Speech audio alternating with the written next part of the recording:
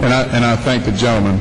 Madam Speaker, I sit here and I listen to the majority leader, and it strikes me that in my 4 terms having served in this body, I do not think that there has ever been a time where there are 2 more divergent views of the direction in which we should take this country.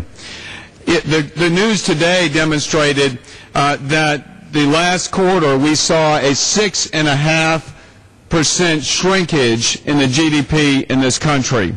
2 consecutive quarters of GDP shrinkage, more than any in 60 years. We've got serious economic challenges facing us in America, Madam Speaker, and our priority should be to get this economy back on track, to get people back to work in America. Right now, 650,000 people lose their jobs every month. If you do the math, that is about 15 people a minute lose their jobs. That's real.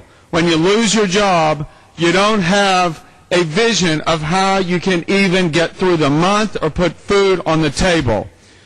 That's where, Madam Speaker, I have difficulty with the budget being brought forward. Because if our primary responsibility here is to create an environment where the job creators can go back to work and put people back to work, this budget falls woefully short. How can you say that we are helping the small businesses of this country, the true economic engines of America, when we are taxing them and making it more difficult for them to maintain the jobs they've got and increase their payrolls? The other side may say, oh, there's only 3% of small business people that actually are impacted by higher taxes. Well, I'd ask the gentleman for another minute. I yield the gentleman another minute. Gentleman's recognized for another minute. Well, 50% of the people that get a tax hike here are small business people. How can we expect our economy to rebound?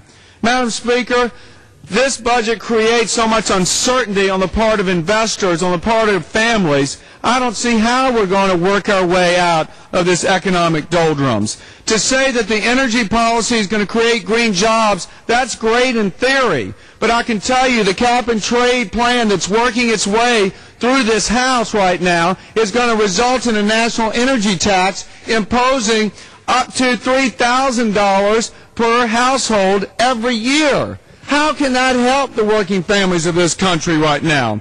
Madam Speaker, we can do better. We can work together to achieve meaningful savings for the taxpayers.